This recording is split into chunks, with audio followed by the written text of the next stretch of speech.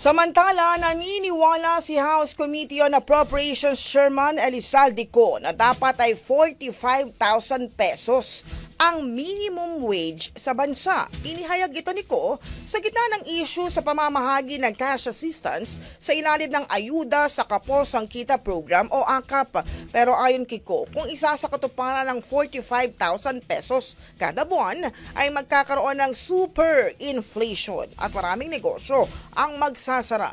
Kaya naman solusyonan niya ang targeted response sa AKAP para sa paghihirap ng minimum wage earners. Giiti ko kung mayroon ng sanang sapat na pondo, ay bibigyan ng tig 5,000 piso ang lahat ng kumikita ng minimum wage. Bukod dito, inamin ng kongresista na noong sinimulan nilang implementasyon ng AKAP ay kinailangan ng political will dahil ang mga kalaban o nasa oposisyon ay ginagawa umunong masama ang mabuti.